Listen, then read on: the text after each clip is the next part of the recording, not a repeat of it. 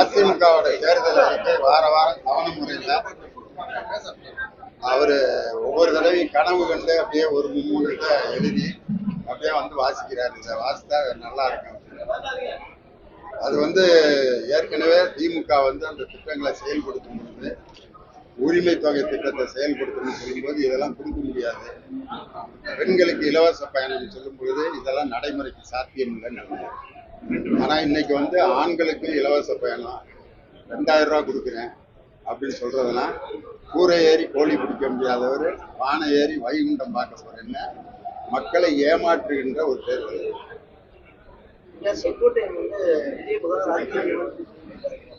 ஒரு ஆசை அது காலம் போன கடைசியில ஒரு ஆசை வந்திருக்கு அப்படின்னு.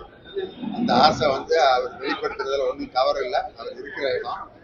ஆனா மக்கள் வந்து அது அந்த கட்சியை எப்படி பார்த்துட்டு இருக்காங்கன்றத நீங்களே கண்கூட பாக்குறீங்க. கழுத தேய்ச்சி கட்டெரும்பு ஆயிடுச்சு அந்த கதை, அந்த கட்சி.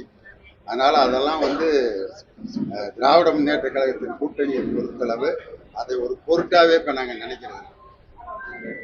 திமுக கூட்டணி கட்சிகள் பாத்தீங்கன்னா ஆட்சியில பங்குன்ற ஒரு கோரிக்கையை தான் எடுத்துட்டு வராங்க.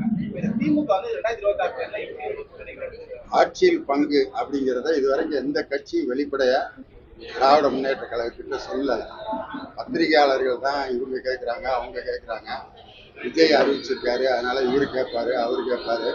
காங்கிரஸ் நெருக்கடி கொடுக்குது, அப்படி இப்படின்லாம் பத்திரிகையாளர்களுடைய கணிப்பு தானே ஒழிய இதுவரை எந்த ஒரு கூட்டணி கட்சியும் ஆட்சியில் பங்கு இருந்தால்தான் திமுகவுடன் கூட்டணி வைப்போம் அப்படிங்கிறத இதுவரைக்கும் அறிவிக்கவே இல்லை. காரணம் என்னன்னா இதெல்லாம் பத்திரிகையாளர்களுடைய தேசியங்கள் தானே ஒழிய திராவிட முன்னேற்ற கழகத்தின் மீது அமைக்கப்பட்ட அந்த கூட்டணி கொள்கையின் மீது அடிப்படையான கூட்டணி 2019 இருந்து உறுதியாக அமைக்கப்பட்ட கூட்டணி, தோல்வியே காணாத வெற்றி கூட்டணி. அதனால இதை வந்து எந்த விதமான தேசியங்களும் இந்த கூட்டணியை அசைத்து கூட பார்க்க முடியாது, உறுதியாக இருக்கு. தேர்தல் நெருங்கிக்கிட்டு இருக்கு. திமுகவுடைய திட்டங்கள் வந்து இப்ப நீங்க பரிசீலனை பண்ணிட்டு இருக்கீங்க, ஒவ்வொரு மாவட்டங்களா போயிட்டு. இந்த மாதிரி போகும்பொழுது இந்த மாதிரியான திட்டங்கள் அடுத்த மக்கள்கிட்ட போகும்போது வெற்றி வாய்ப்புகளை எந்த அளவுக்கு ஏற்படுத்தும்? அந்த திட்டங்களே வெற்றி வாய்ப்புகளை ஏற்படுத்தக்கூடிய திட்டங்கள் தான். காரணம் என்னன்னா இன்னைக்கு தமிழ்நாட்டில் இருக்கக்கூடிய அந்த 1,30,00,000 பெண்கள் உரிமை தொகை வாங்குறாங்கல்ல, அந்த 1,30,00,000 ஒரு 20 லட்சத்தை கழிச்சிருங்க அதிமுக காரங்கன்னு வச்சுக்கோங்க. மீதி 1,10,00,000 பெண்கள் திராவிட முன்னேற்ற கழகத்துக்கு தான் வாக்களிப்பார்கள். அதே மாதிரி அந்த புதுமை பெண் திட்டம் இன்னைக்கு வந்து அதனால 5 லட்சம் மகளிர் வந்து இன்னைக்கு கல்லூரியில சேர்ந்திருக்காங்க. அந்த 5 லட்சம் மகளிரும் கண்டிப்பா இது வரைக்கும் நாங்க விட்டுருந்தா எங்கேயாவது கட்டி கொடுத்துருப்பாங்க, அல்லது நாங்க +2 எங்க வாழ்க்கையை முடிச்சிருப்போம். ஆனா இன்னைக்கு நாங்க கல்லூரியில படிக்கிறோம் அப்படிங்கிற கான்பிடன்ஸை இன்னைக்கு திமுக கொடுக்குறோம். இது மாதிரி திட்டங்களால் பயன்பெற்றவர்கள் கண்டிப்பாக திராவிட முன்னேற்ற கழகத்திற்கு ஓட்டளிப்பார்கள். அந்த முழு நம்பிக்கை திராவிட முன்னேற்ற கழகத்துக்கும் அதனுடைய கூட்டணிக்கும். பொதுவா பாத்தீங்கன்னா அரசுக்கு ஆதரவா இருக்கிறதே வந்து அரசு ஊழியர்களும் ஆசிரியர்களும் தான். இப்போ பாத்தீங்கன்னா நாளைக்கு பெரம்பலூர்லயே வந்து ஒரு 6 அமைப்புகள் அரசு சார்ந்த அமைப்புகள் வந்து பல்வேறு கோரிக்கைகளை வச்சு போராட்டம் நடத்திட்டு இருக்காங்க. தொடர் போராட்டமும் நடந்துட்டு இருக்கு, சென்னையில் நடக்குது. இது நிறைய சாதனைகளை சொல்லக்கூடிய திமுக ஆட்சிக்கு ஒரு பின்னடைவுன்னு எடுத்துக்கலாமா?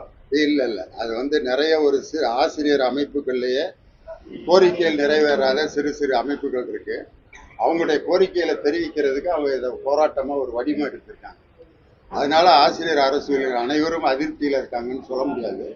அவர்களுடைய கோரிக்கையை அரசுக்கு எப்படி தெரிவிக்கணுங்கிறதுக்காக அவங்க இந்த போராட்டங்கிற வடிவத்தை எடுத்திருக்காங்க.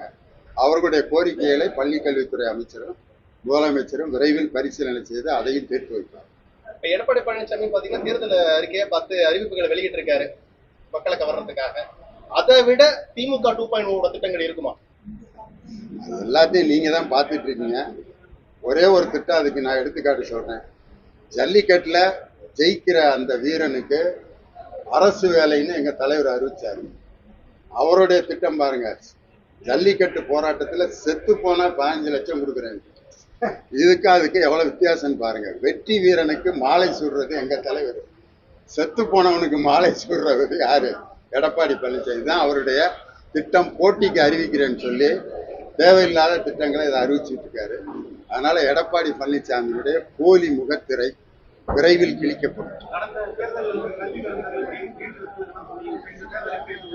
இது ரெண்டுமே மத்திய அரசு சம்பந்தப்பட்டது. கல்வி கடன் ரத்து வாக்குறுதி கொடுத்தோம். மத்திய அரசு இந்த 2024 தேர்தலில் காங்கிரஸ் கூட்டணியில மத்திய அரசு அமையும் அப்படின்ற ஒரு நம்பிக்கையில் கொடுக்கப்பட்ட கோரிக்கை. அதனால இன்னைக்கு காங்கிரஸ் கூட்டணியும் திமுகவும் மத்திய அரசில் அமைந்திருந்தால் நீட் தேர்வு நேரம் விலக்கப்பட்டிருக்கும், கல்வி கடன்கள் ரத்து செய்யப்பட்டிருக்கும். இன்னைக்கு மத்திய அரசு சாதாரண மாநில அரசு கொடுக்க வேண்டிய நிதியவே கொடுக்க மாட்டேங்கிறாங்க.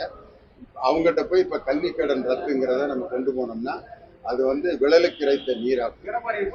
ஆட்சி இப்ப அமையல, அதிமுகவோட ஆட்சி அமையல, பாஜகவோட கூட்டணி அமைஞ்சிருச்சு. இப்ப பாத்தீங்கன்னா ஆட்சியை கைப்பற்றியே தீரணும் அப்படின்ற தமிழகத்தை குறி வச்சு மோடியும் சரி, இணையமைச்சர் அமித்ஷாவும் சரி தொடர்ந்து வந்துகிட்டே இருக்காங்க, வருகை தந்த வண்ணமா இருக்காங்க. இப்ப வரவும் போறாங்க மறுபடியும் மோடி. நம்ம கூட்டணியில் இருக்கக்கூடிய காங்கிரஸ் தலைவர்கள் அந்த மாதிரி திமுகவுக்கு ஆதரவு செலுத்துறதுக்கு முக்கிய தலைவர்கள், தேசிய தலைவர்கள் ஏன் வருகை தரவில்லை? என்ன காரணம்? இனிமேதான் ஆரம்பிக்க போறோம். இன்னும் கூட்டணி பேச்சுவார்த்தையை முடிவு பண்ணல.